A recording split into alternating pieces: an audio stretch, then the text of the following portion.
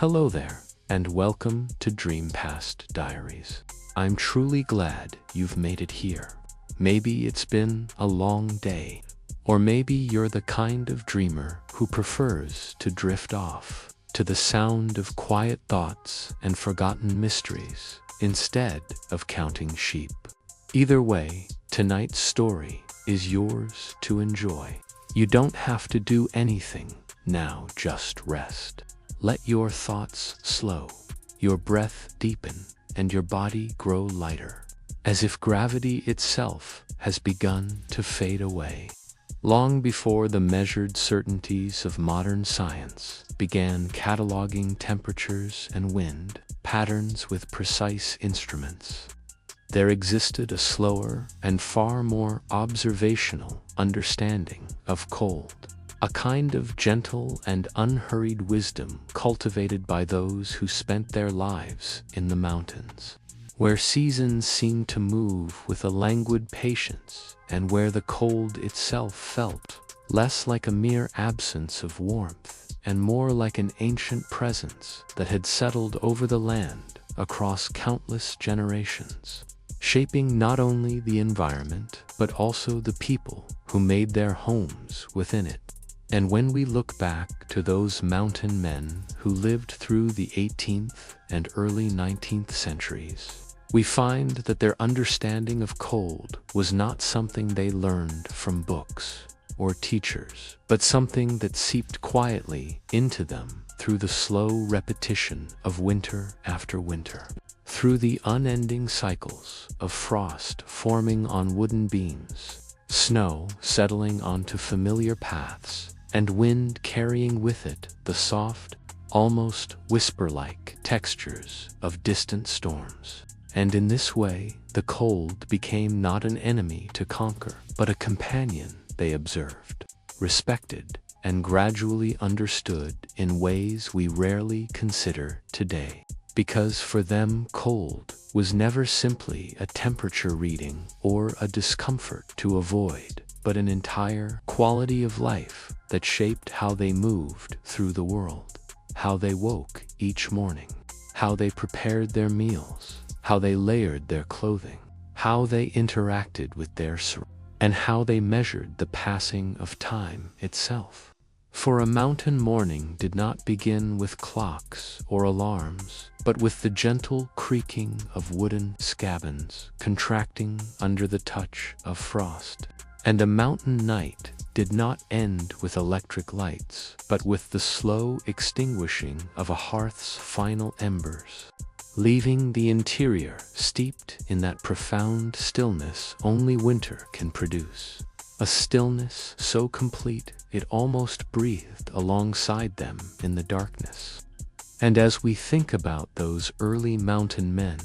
wrapped in furs, worn soft from handling and moving about cabins that smelled of wood smoke and pine resin, we begin to understand why their knowledge of cold was so intimately tied to the rhythms of daily life. For they developed an awareness not through theory, but through an enduring relationship that repeated itself year after year, where they would wake and immediately sense the subtle variations in the air, how the cold of pre-dawn differed from the cold that settled after midday, how the moisture in the sky announced a changing weather pattern, how the sound of distant ice shifting across frozen lakes signaled something significant about the coming days. And these observations were so consistent and so ingrained that they became second nature, becoming a form of quiet expertise passed wordlessly from one generation to the next, sometimes through stories told around a low-burning fire, but often simply through shared experience, like the way older mountain men would demonstrate how to warm their hands, not too quickly to avoid the sting of returning blood flow, or how to angle a cabin window just enough to prevent moisture from freezing too thickly on the wooden shutters. or how to walk slowly on certain kinds of snow because its texture could reveal a layer of hidden ice beneath. And in remembering all this, we also begin to see how different our modern relationship with cold has become. For now, we interact with it mostly through insulated walls, climate controls, synthetic coats, and quick transitions between heated spaces, rarely giving ourselves the chance to notice the faint gradations of temperature that those mountain men understood so effortlessly. And perhaps it is this constant shielding that has made cold feel more abrupt, more jarring, more like an inconvenience instead of a natural part of the world that can be observed with patience and gentleness. Because back then, before the demands of rapid life and constant schedules, people had the time to sit by their windows and watch frost patterns spread across glass panes, slowly and quietly forming shapes like delicate white branches. And they had the time to listen to the muted crunch of snow beneath their boots, a sound so rhythmic and repetitive that it seemed almost like a soft drumbeat marking each moment of their day. And they paid attention to the way smoke rose differently on still mornings compared to windy ones, how their breath lingered longer in the air when moisture increased, how the cold would settle into the wooden furniture, leaving each surface cool to the touch, reminding them constantly of the environment around them. And in these small observations, they developed a deep familiarity with cold that extended beyond mere survival into something closer to companionship, because cold was simply part of their landscape, just as mountains, rivers, and trees were. And their relationship with it was characterized not by fear or discomfort, but by a kind of quiet acceptance, as if they understood that resisting what nature offered would only create hardship, whereas embracing it, adapting to it, and learning from its patterns would allow them not only to endure, but to feel a certain harmony with their surroundings. And though these men lived in what we might call harsh conditions, their stories and diaries often describe winter not as an adversary, but as a season that offered clarity, gentleness, and introspection, with long stretches of silence that encouraged contemplation. Steady tasks like tending to fires or repairing tools, and simple, repetitive routines that brought a sense of order and calm to their days. And when we read their words now, with our modern impatience and our constant need for convenience, there is something undeniably soothing about the idea of a life where the cold taught lessons simply by being present, lessons about patience, attentiveness, and the subtle differences that emerge when one is not rushing from place to place, but instead moving steadily through the seasons, allowing each day to unfold at its own slow pace. And perhaps this is what we have forgotten in our contemporary lives, that cold is not just something to avoid, but something to observe, a presence that can shape our understanding of stillness, time, and the gentle textures of the natural world if we allow ourselves, even for a moment, to experience it with the same deliberate slowness and quiet curiosity that those mountain men once did, settling into the winter landscape not as strangers passing through, but as participants in its long, unhurried rhythm. In the long, unhurried rhythm of mountain life, the cold did not simply drift around the edges of existence, but flowed gently into every ordinary task, softening movements, slowing thoughts, and creating a kind of calming monotony that defined each day from the moment a mountain man stirred beneath heavy epi-wool blankets to the final quiet sigh of the cabin settling into the night. And when we imagine those days, we must picture them not in hurried frames, but in extended moments, each action unfolding with a deliberate stillness born from years of repeating the same winter routines. For the cold required a certain patience, a certain appreciation for the time it took for things to warm, to thaw, to soften beneath the steady presence of human hands. And so a typical morning began not with haste but with an awareness of small details, like the thin layer of frost that formed on the inside of window panes, where the warmth of breath met the night's chill, or the way the wooden floorboards felt firm and unmoving beneath wool socks that had been folded neatly beside the bed, absorbing the cabin's faint warmth through the long dark hours. And the mountain man would rise slowly, allowing his body to adjust to the cooler air before reaching for the kettle resting near the hearth, where water left overnight would have grown cold and still, waiting for the morning flame. And he moved with a slowness that was less about fatigue and more about familiarity with the cold's careful presence, because sudden movements made the air feel sharper,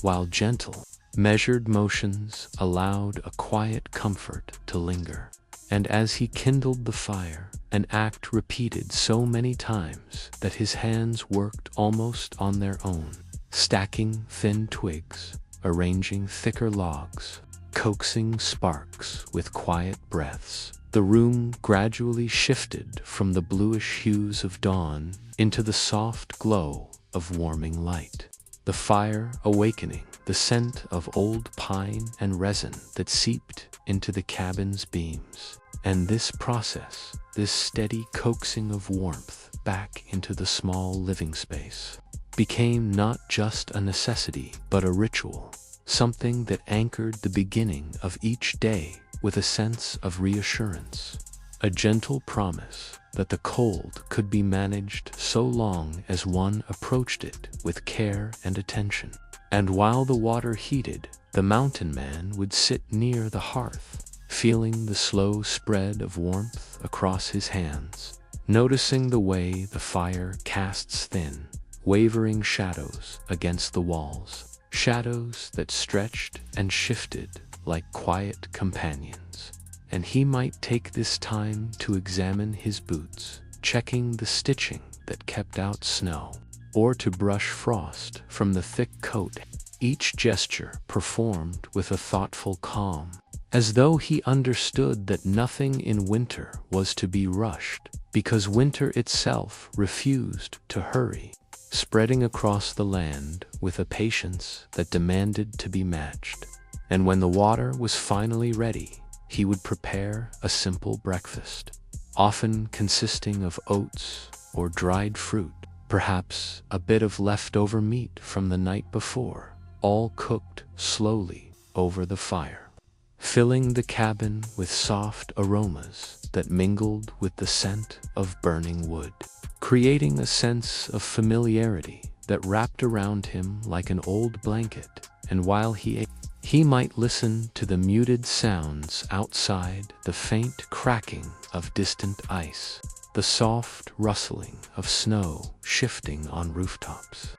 the occasional call of a bird braving the winter morning. And each of these sounds became part of the day's gentle chorus, a reminder that even in the stillness of winter, life continued in subtle, quiet ways. And after breakfast, he would prepare for whatever small tasks the day required, perhaps checking animal traps set along well-worn paths, or gathering more firewood from the edge of the forest. But even these tasks unfolded at a slow and even pace, as the cold made haste impractical, encouraging instead a kind of meditative approach where each step was measured, each breath released in small, clouded puffs, each movement coordinated with the terrain beneath layers of snow. And as he ventured outside, the world appeared softened,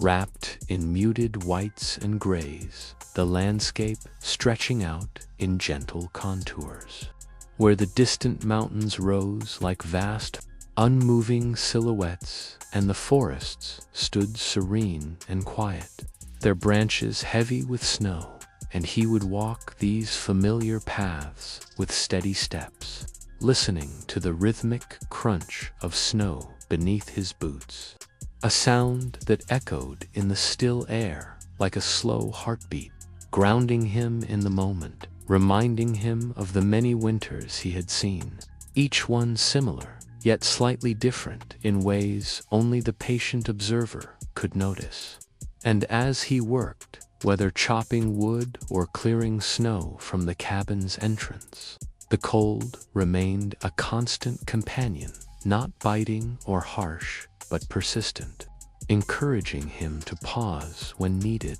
to warm his hands near the fire, to drink water warmed slightly to prevent freezing. And these pauses became moments of quiet reflection, small interludes where he could observe the landscape and the steady passage of time. And perhaps he would think about the generations of mountain men who came before him, who had learned these same lessons, lived these same routines, and found comfort in the steady rhythm of winter days. And by midday the light would shift, becoming slightly warmer, though the air remained crisp, and the mountain man might sit outside on a wooden stool, mending a torn glove or repairing a tool, letting the weak sunlight settle across his shoulders, feeling it not as warmth, but as a soft presence, reminding him that the day continued to move forward,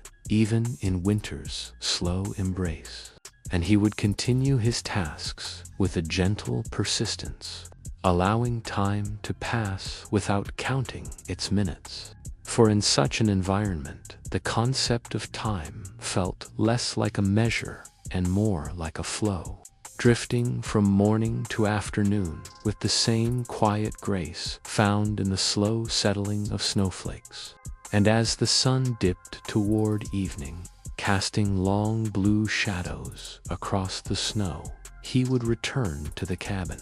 completing the day's final small chores, refilling the woodpile near the door, brushing off snow that had gathered along the roof, checking the latch on a window to prevent drafts. And these small actions, repeated day after day, formed the structure of his winter life, giving shape and purpose to time even when the world seemed wrapped in stillness. And once inside, with the fire burning steadily and the soft glow of lamplight filling the room, he would prepare a simple meal, eat quietly, and perhaps read from a worn book or carve a small object from a piece of wood, letting the repetitive scraping of the knife become another soothing rhythm that helped the evening drift toward night. And eventually, when he felt the day settling around him like a blanket,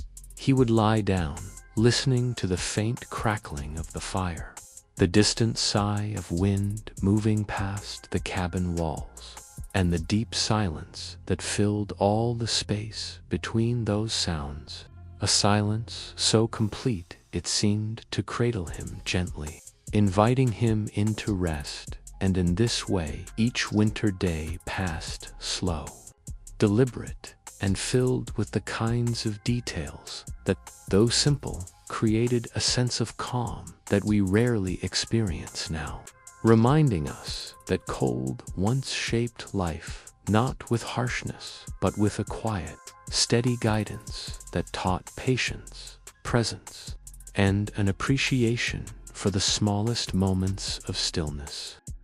In the long, unbroken quiet of mountain winters, when daylight drifted softly across the land and nights stretched out in cool, unhurried darkness, the mountain men turned their attention to the slow crafts that filled the spaces between daily chores. creating a rhythm of patient handiwork that complemented the stillness around them. And these crafts, though simple by modern standards, carried with them a deep sense of presence, for every object made by those hands was shaped not in haste but in steady, deliberate movements that unfolded over hours and sometimes days. While snow lay silently against the cabin walls and wind hummed low melodies through the cracks between timbers, and in this quiet atmosphere, the mountain man might sit at a wooden table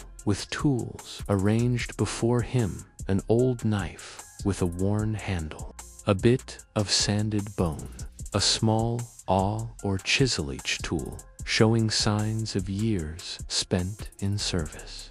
Edges dulled in places, surfaces smoothed by countless hours of touch, reflecting a life lived close to the materials of the land. And as he worked, shaping wood or leather or bone, he became immersed in the slow rhythm of winter craft, where each movement was performed with care and intention, not out of pursuit of perfection, but from the steady knowledge that anything built to endure required patience. And so a simple wooden spoon might take an entire afternoon, the scraping of knife against wood, creating a soft, repetitive sound that blended with the low crackle of the fire, forming a kind of winter lullaby that marked the passing of time more reliably than any clock. And while he carved, he might think quietly about the seasons, while winter invited slowness, introspection, and the long, peaceful process of making things that lasted. In this way, the winter crafts became not just practical necessities, but reflections of the mountain man's relationship to time, especially during these months when the world outside seemed to pause beneath layers of snow, encouraging humans to pause along with it, to settle into tasks that revealed their meaning gradually rather than immediately. And on some days, the mountain man might tend to let softening hides that had been hanging for months, rubbing them with simple mixtures of fat or oil to keep them supple, stitching new gloves or repairing old ones, each stitch pulled tight with fingers accustomed to the cold, yet steady in their work. And this process unfolded with its own quiet rhythm, the needle moving in and out of the material with a soft, almost musical consistency that filled the cabin with a sense of gentle productivity, as though the very act of making something useful warded off the deeper stillness of winter nights. And on other days, he might shape bone into tools, handles for knives, small fishing hooks, or decorative pieces that held no urgent purpose, but allowed the mind to settle into the meditative act of creation. And these bone pieces, polished smooth through long handling, reflected the patience required to live in such an environment, where each resource was used fully and thoughtfully, and the slow process of turning raw material into something useful became a quiet reminder of the continuity between seasons. And outside, snow continued its steady descent, falling in soft, muted waves that changed the shape of the landscape little by little, covering old tracks, smoothing rough edges, and bringing a calm uniformity to the mountains. While inside the cabin, the man might pause his work to warm his hands near the fire, listening to the faint hiss of sap burning away inside the logs, the gentle shifting of embers, or the distant groan of ice expanding across the lake. And these sounds became part of the winter soundscape, natural and repetitive, grounding him in a world where nothing moved quickly, but everything moved surely. And sometimes he would sit near the window,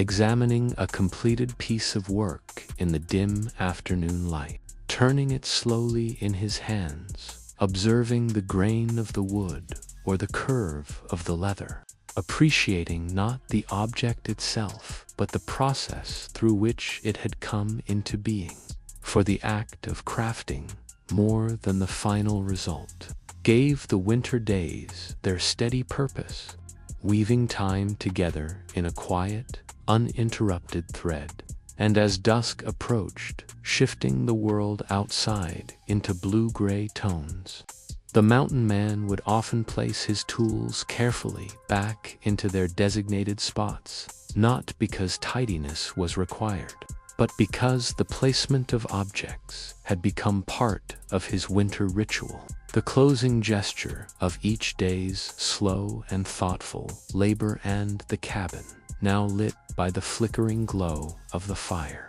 would hold the faint sense of cut wood, smoked leather, and the lingering warmth of hands that had spent hours working with intention, and even the imperfections in his creation's tiny, uneven lines, small marks left by the knife, stitching that veered slightly off course, brought a quiet satisfaction, because they were honest signs of time spent well, time spent fully immersed in the moment, rather than rushing toward its end, and in the stillness of winter. These signs of handiwork offered a sense of connection to the generations before him, men who had lived similarly slow-paced winters, creating objects that served their households, their journeys, and their everyday needs. And as night deepened, wrapping the cabin in an insulating darkness, the mountain man might sit once more beside the fire, holding the day's finished piece, a spoon, a pouch, a handle for a tool, feeling its weight, and letting the quiet pride settle gently within him. Not pride in the modern sense of achievement, but a softer, older kind of contentment, rooted in the knowledge that what he made with his hands connected him to the land and to the slowness of the season, encouraging a calm acceptance of winter's long hold. And in this way, the crafts of winter were less about creating objects and more about creating rhythm, about shaping each day with purpose, carved slowly from time, just as wood was carved slowly by the knife, revealing its form little by little. And through this slow process, the mountain men developed a deep patience, a quiet resilience, and an understanding that the cold itself was not merely something to withstand, but something that guided them gently into states of reflection and presence that might otherwise have been lost in the quicker seasons. And so the winter crafts, done quietly and without urgency, became a kind of meditation that accompanied the mountain men through the coldest months, providing warmth not through heat, but through the comforting repetition of familiar tasks, reminding them each day that even in the slowest season, life continued through steady, intentional creation. In the long stretch of winter evenings, when daylight slipped away with an almost unnoticeable gentleness and darkness settled like a soft, familiar blanket across the mountains, the mountain men found themselves enveloped in a kind of silence that modern life rarely allows. A silence that did not feel empty or isolating, but instead carried a deep, soothing presence, as though the world itself were taking slow, careful breaths beneath layers of snow. And within this enveloping quiet, the simple routines of evening began to unfold, each action performed with a calm steadiness shaped by generations of people who had lived according to the slow rhythm of the seasons. And the mountain man might begin by tending to the fire, adding logs with a deliberate patience, listening to the soft crackle as the flames adjusted to their new fuel, the warmth slowly pushing away the lingering chill that seeped from the cabin's corners, and the flickering glow would cast gentle shadows along the wooden walls, filling the small space with a warmth that felt less like heat and more like companionship, a reminder that even in the coldest season, there were places of comfort carved out through steady human effort. And as the room warmed, he might prepare a simple evening meal, stirring ingredients with unhurried motions, allowing the aroma of simmering broth or slowly roasted vegetables to mingle with the scent of wood. And the meal itself would not be hurried or elaborate, eaten with quiet appreciation, each bite grounding him in the present moment, reminding him of the steady rhythm that winter encouraged, a rhythm that modern life, with its constant demands and distractions, often disrupts. And after the meal, he might sit by the hearth, cradling a tin mug of warm drink, feeling the heat seep gradually into his fingers, and as he watched the fire, he might recall stories passed down by older mountain men, stories not of adventure or danger, but of long winters spent in observation, noting the patterns of snowfall, the habits of animals, the shapes of clouds that moved slowly across pale winter skies, stories that spoke less of events and more of the quiet experiences that stitched together lives lived in close relationship with the land. And these stories, often told in the soft light of evenings just like this one, revealed an understanding of time that was both gentle and expansive, a sense that life flowed not in sudden changes but in gradual, almost imperceptible transitions shaped by the mountain's steady presence. And sometimes the mountain man would take out a journal or a piece of parchment, writing a few lines in slow, measured strokes, noting the weather, the quality of the light, the behavior of the animals that crossed his path, not because the observations were urgent or remarkable, but because writing them offered a way to participate in the slow unfolding of the season. And this act of recording, simple though it was, provided a sense of continuity, linking one winter to the next, creating a quiet history of the land and its rhythms that future mountain men might read and understand.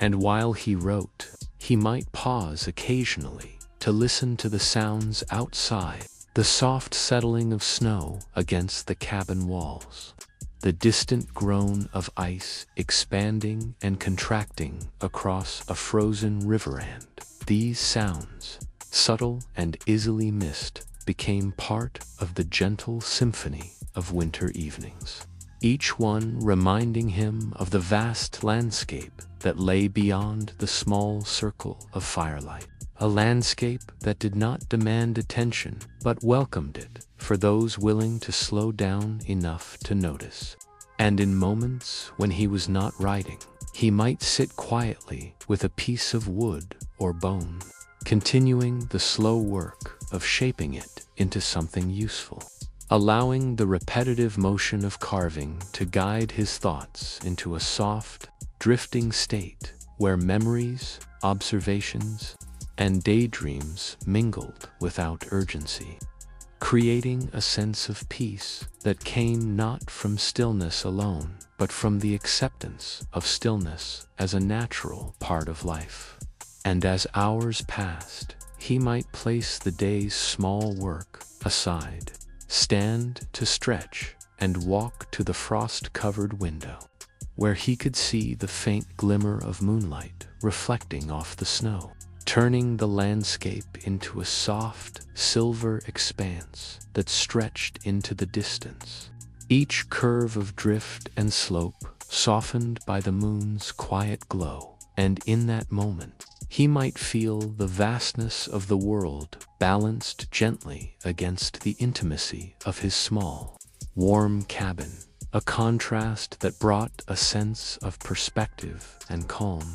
as if the mountains themselves were offering reassurance that time moved slowly enough here for everything to be understood in its own way. And after one last look, he would return to the hearth, add a final log to the fire, and settle onto his bed, pulling heavy blankets over himself as the warmth gathered around him. And he would listen once more to the quiet sounds of the night, the faint pop of embers, the soft creak of wood adjusting to the temperature, the distant whisper of wind, and these sounds, so gentle and familiar, would guide him into sleep.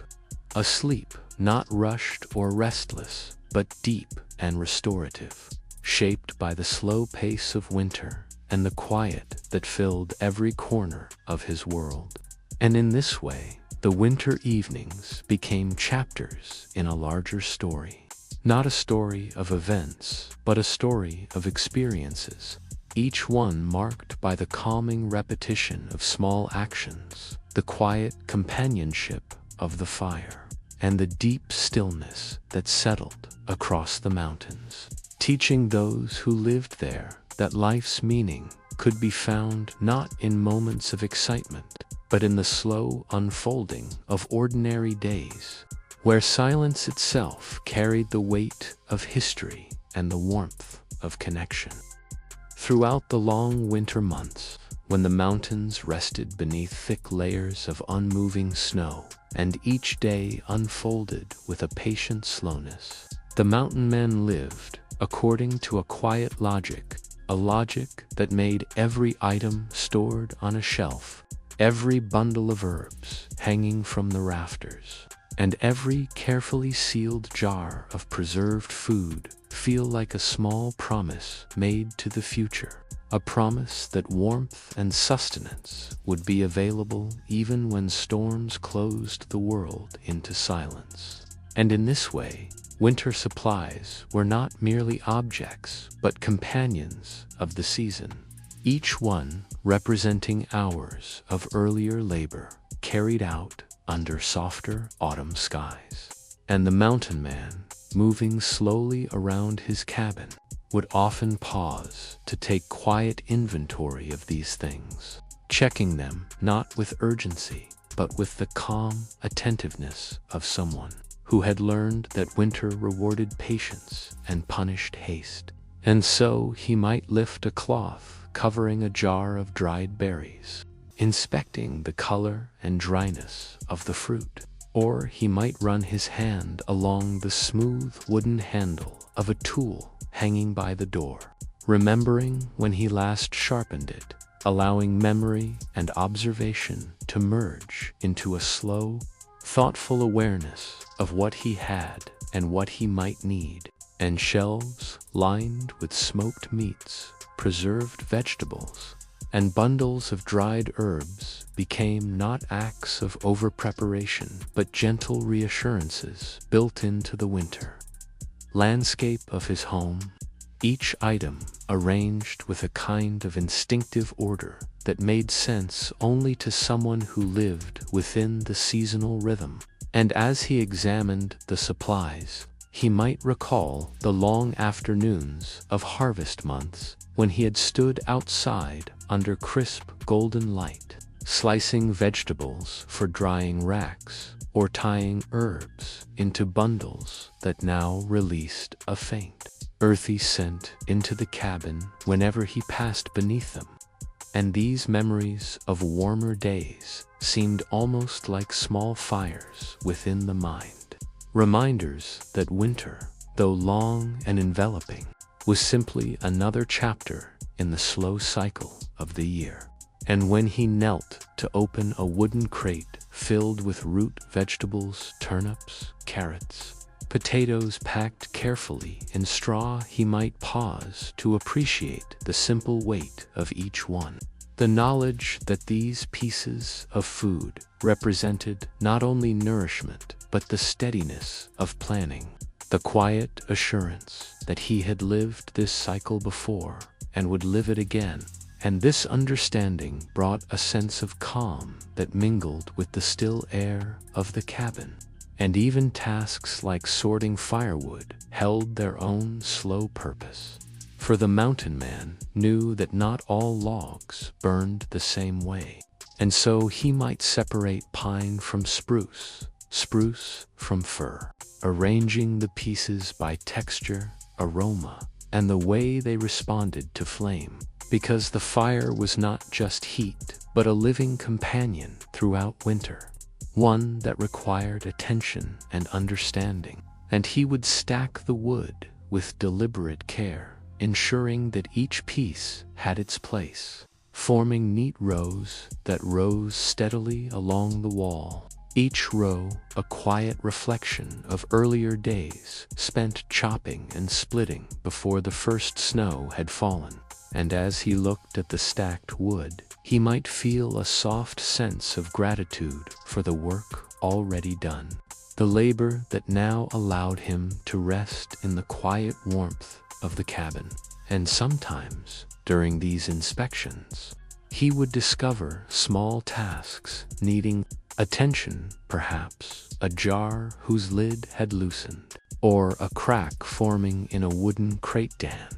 He would address these tasks not with anxiety, but with the calm steadiness that winter demanded, heating a bit of wax to reseal a jar, or adjusting the crate with a few slow hammer taps. Each action performed with the rhythm of someone who knew that winter survival depended less on large decisions and more on the consistent tending of small details. And beyond food and wood, winter supplies also included items meant to bring comfort to the long, slow evenings. Candles made from tallow collected over the seasons, soft wool blankets folded neatly on a shelf, a bar of homemade soap that released a faint scent of pine when used. And the mountain man handled these things gently, understanding that in a world of cold and silence, even small comforts held deep meaning,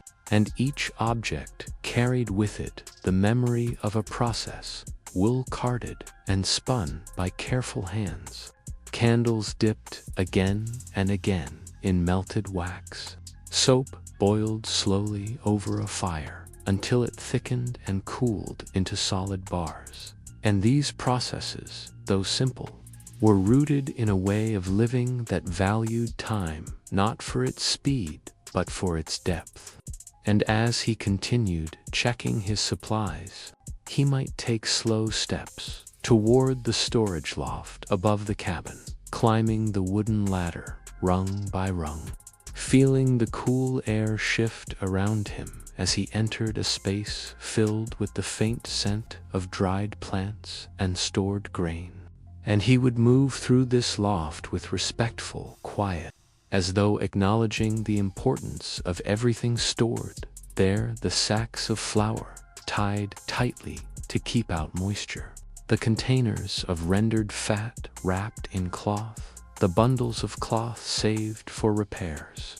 the rope coiled neatly against the wall leech, item a gentle reassurance against the uncertainties of winter storms. And after finishing his inspection, he would descend the ladder and return to the warmth of the main room, perhaps stirring the pot that simmered over the fire, adding a pinch of dried herb or a spoonful of stored grain. And as the aroma spread through the cabin, he might sit near the hearth, feeling the calm glow of the flames on his face, reflecting on the quiet cycle of preparation and use that guided his winter life, a cycle that connected him not only to the land, but to all those who had lived in these mountains before him, who had also relied on the slow accumulation of supplies and the careful tending of small details to carry them through long seasons of cold.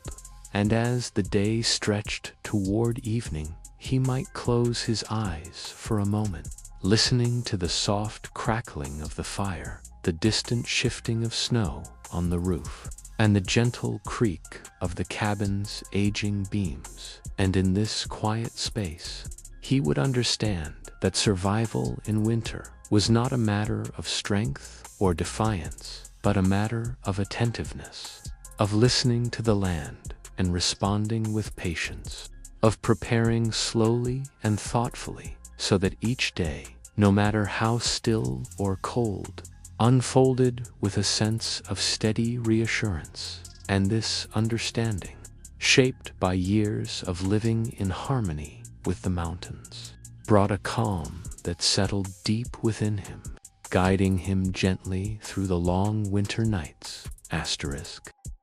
In the quieter decades that followed the gradual settling of the mountain frontier, when the memory of harsh winters had softened in the minds of those who had once struggled against them, the rhythms of daily life in the upland communities began to revolve around slower, more predictable cycles, allowing the inhabitants to pay attention to the subtleties that their predecessors, driven by necessity, had often overlooked. And it is in this long, subdued period that one can observe the way people adapted to the cold in ways that were far less dramatic, yet far more enduring. For instead of battling the winter as an adversary, they learned to fold it into the fabric of their lives until it became a familiar, almost reassuring presence that accompanied them from year to year, marking the passage of time with its familiar expressions. And one might picture the scene of ordinary households preparing for the season in a patient, meditative manner, where the stacking of firewood was not a race against the encroaching frost, but a slow, deliberate routine carried out in the soft afternoon hours, piece after piece arranged with the kind of care that came not from urgency, but from habit formed over generations. And even the wood itself seemed to reflect this sense of calm endurance. As the logs dried in the pale sunlight, their surfaces faintly silvered with the dust of earlier winters, their scent blending with the faint aroma of resin and old bark that lingered in the cool air around them, so that every gesture, from lifting a log to placing it gently beside another, contributed to a sense of harmony with the season rather than resistance to it. And inside the homes, where low ceilings and thick stone walls preserved warmth with steady efficiency, the families prepared their simple winter stores with the same unhurried diligence, filling jars with preserved vegetables, wrapping dried herbs in cloth bundles that hung from beams, and stirring slow-cooking pots that released gentle spirals of fragrant steam that mingled with the sound of faint conversation spoken in soft, unexcited tones. For winter was not a time of stress, but a time of quiet togetherness, where people found comfort in repetition and familiarity. And one could almost imagine sitting in one of those kitchens, watching as the dim glow of late afternoon light filtered through the small, frost-edged windows, catching on the suspended dust motes that drifted lazily in the still air, and hearing the slow ticking of a wooden clock on the wall that marked the hours with a muted, reassuring cadence. And when evening settled over the villages,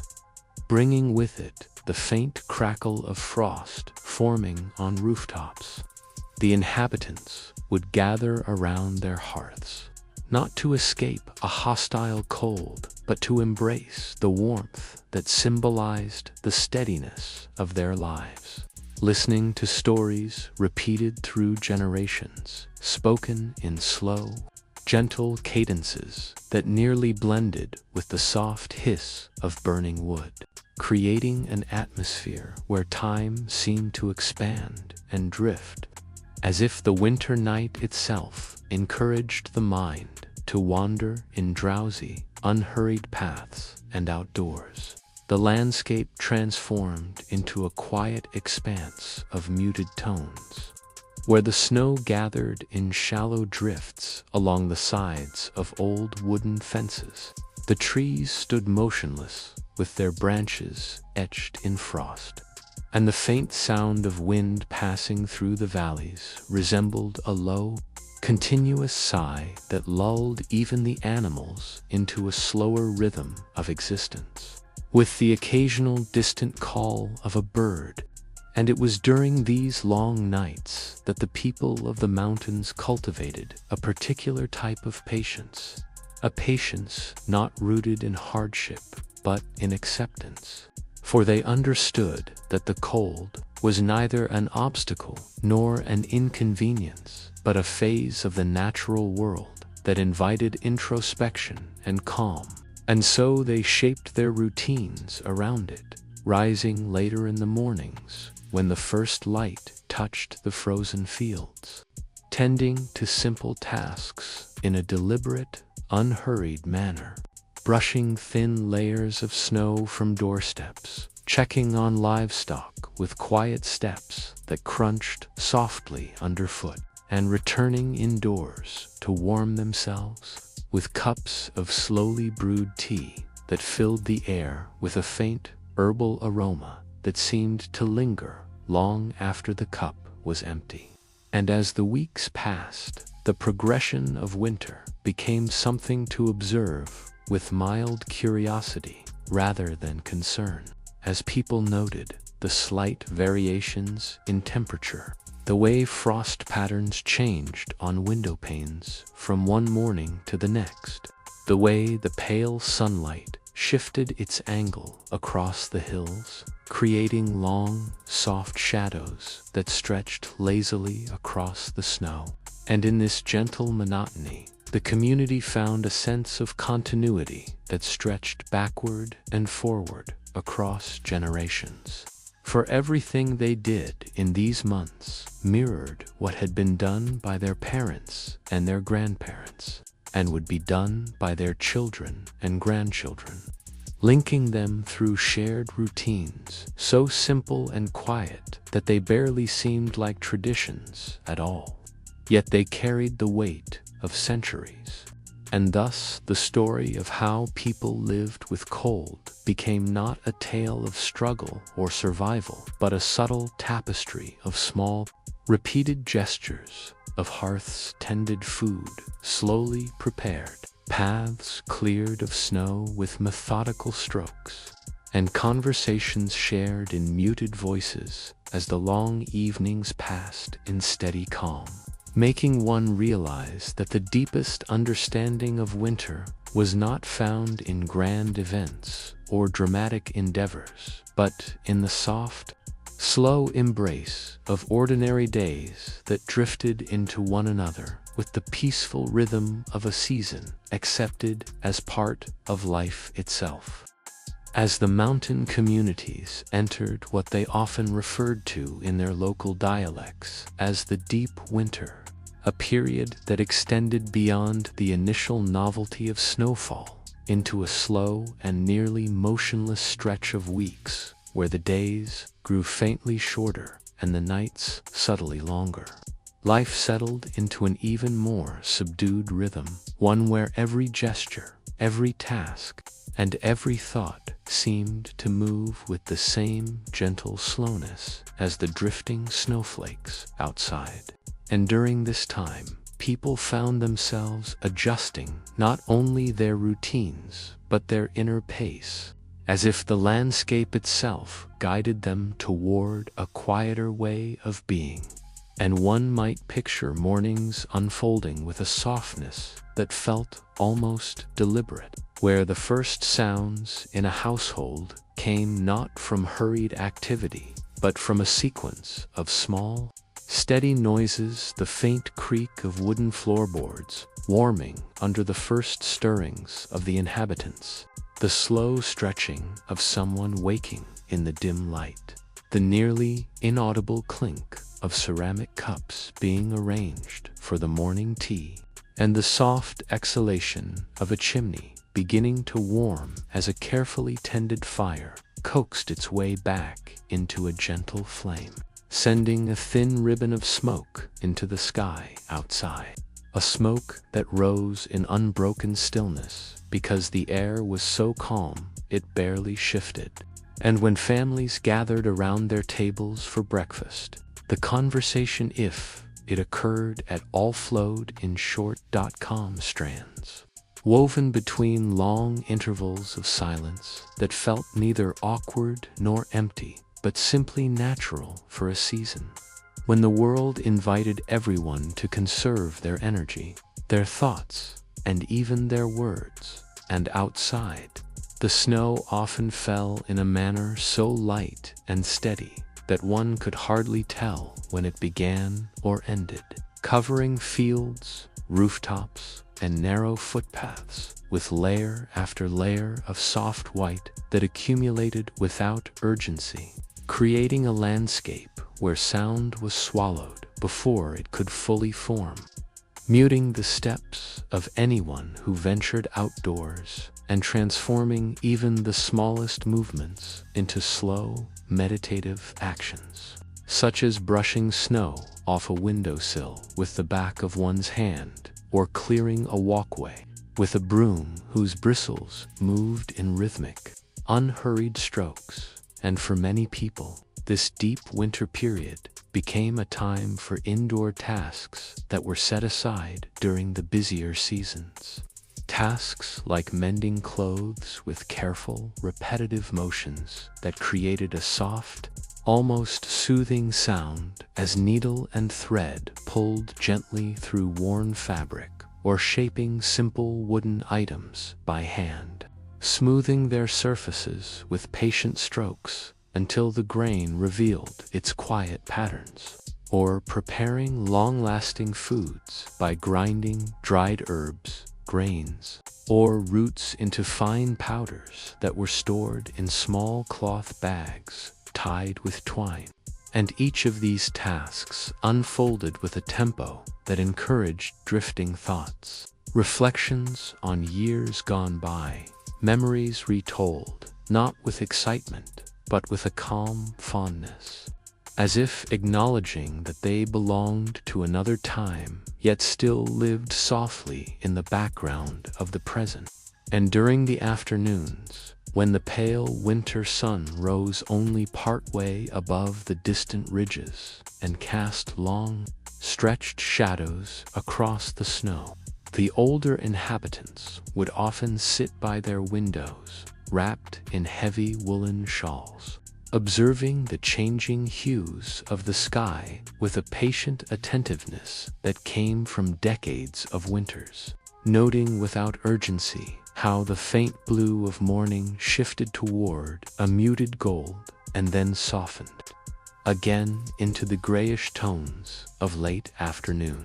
And perhaps they would share a few quiet words with the younger members of the household, not to instruct or warn, but simply to remark on how the snow lay particularly smooth on a certain slope, or how the cold felt a little different that day, slightly sharper or slightly gentler. Comparisons that to an outsider might seem too subtle to matter, yet to the mountain people held years of accumulated experience and meaning. And in the evenings, as the darkness settled with familiar calm,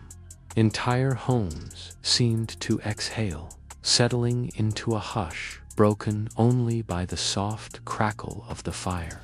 the quiet shifting of logs as they released their stored warmth, and the faint rustling of fabric as people moved slowly about their rooms, preparing for the long night ahead with an unhurried sequence of routines that had remained unchanged for generations. Lighting oil lamps whose warm glow spread across wooden walls in gentle, uneven patterns,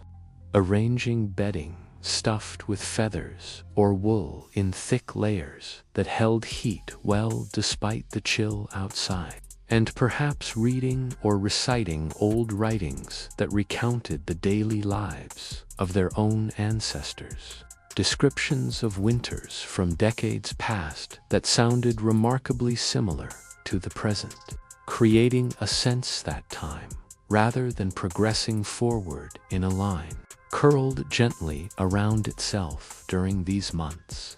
looping memories and present moments together like slowly falling snow that never rushed to the ground.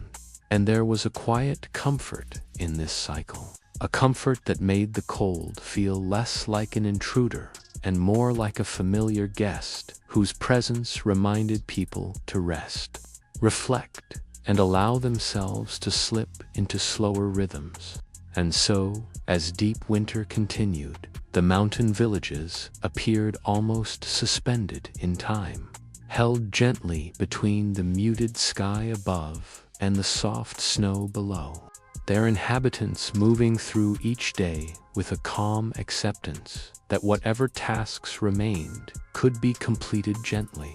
gradually, and without haste. For the season itself asked nothing more of them than to endure quietly and to let the world be still. And thus, the quiet lessons of cold patience and the steady unfolding of simple routines became woven into the very identity of the people who lived there, guiding them through long nights and pale days until the faint signs of the season's eventual shift began to appear far ahead,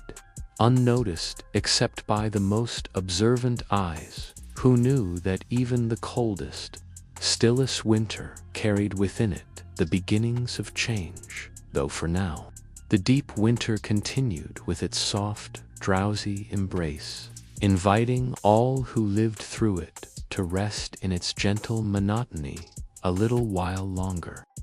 As the long arc of winter finally reached its quietest point, when the cold no longer felt like a force pressing against the village, but instead settled into a gentle, almost contemplative stillness, the people of the mountains entered what they often thought of as the season of waiting, a stretch of time that did not demand effort or resilience so much as patience. And during these lingering weeks, the rhythm of life grew even softer, as though the entire landscape had exhaled and fallen into a deep, slow rest. And it was in this softened season that the inhabitants found themselves reflecting on the countless small customs, habits, and rituals that had grown almost unnoticed from their relationship with the cold. For these customs were never written down or formally taught, but passed from one generation to the next through countless winter evenings spent in quiet companionship. And one could imagine the interiors of the old mountain homes where these customs lived on. Homes built from layered stone and thick wooden beams that had grown dark with age and smoke, their interiors warmed not only by the hearth fire, but by the accumulated memories of decades. The faint scent of wool blankets and dried herbs clinging to the air like a soft echo of earlier seasons. And the people within moved with a slowness that did not feel weary but deliberate, as if each gesture had been shaped by the measured pace of winter. Whether it was the slow folding of blankets in the morning, the gentle stirring of porridge in heavy pots over low flames, or the unhurried arrangement of winter stores on shelves that lined the cool pantry walls. And even the children, usually restless in warmer months, found themselves adopting a quieter mode of being, sitting near elders who recited long, subdued stories that drifted through the room like soft threads, weaving images of winters long past with descriptions so calm and repetitive that they seemed designed not to thrill but to soothe, recounting how the snow had fallen in a certain year with unusual softness, or how the cold had once arrived earlier or later than expected. details so subtle that they lulled the mind rather than stirring it. And outside, the world maintained its muted palette, faint blues and gentle grays, with the sky often hanging low and heavy as if resting just above the treetops, while thin layers of frost traced intricate patterns along the edges of roofs and fences, patterns that changed from day to day in ways that were barely noticeable except to those who looked closely and had learned to read winter as one might read a slow, quiet book, each day adding a subtle line to a story that moved at the pace of drifting snow. And in the fields beyond the village, where the earth lay resting beneath its cold blanket, the animals remained calm and unhurried, their breaths rising in soft plumes that disappeared almost immediately into the still air.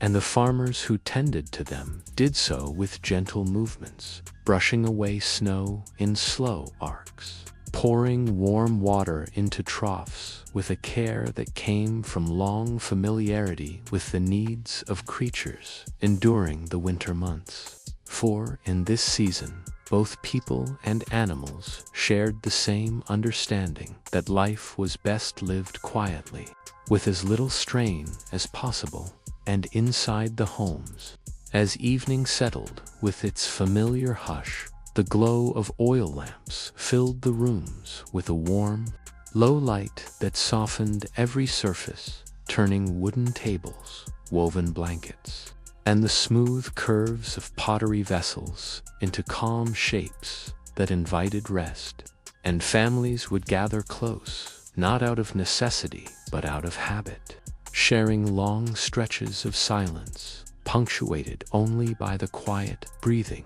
of those settling into comfortable positions, or the faint pop of a log shifting in the hearth. And it was during these evenings that the deeper significance of winter emerged, not as hardship, but as a reminder to slow down, to observe small details, and to understand the world through patience rather than hurry. For the mountain people believed that winter taught lessons that could not be learned during bustling seasons. Lessons about endurance, humility, and the steady unfolding of time. And as the season neared its end, subtle signs began to appear, barely perceptible at first, the snow seeming a little softer underfoot, the daylight lingering a few moments longer on the distant hills, the faintest whisper of water beginning to move beneath the ice of a stream.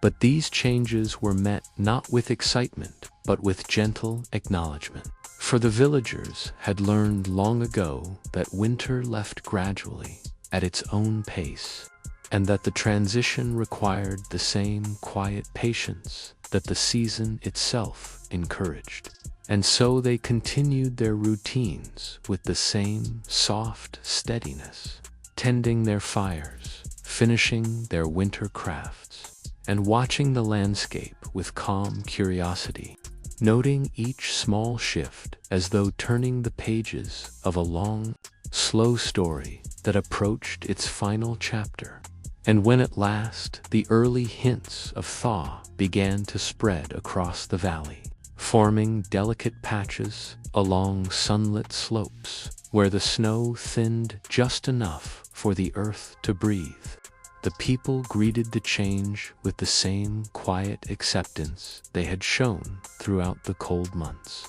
understanding that the ending of winter did not erase its presence, but carried its lessons forward into the year. Lessons about slowness, simplicity, and the gentle endurance that had shaped their lives for generations. And thus, as the landscape prepared for the return of warmth, the people of the mountains moved calmly into the shifting season, carrying with them the quiet knowledge that cold, with all its stillness and softness, had offered them something enduring, a sense of tranquility woven through the long months of snow and frost, a knowledge that would remain long after the final traces of winter melted into the waiting earth.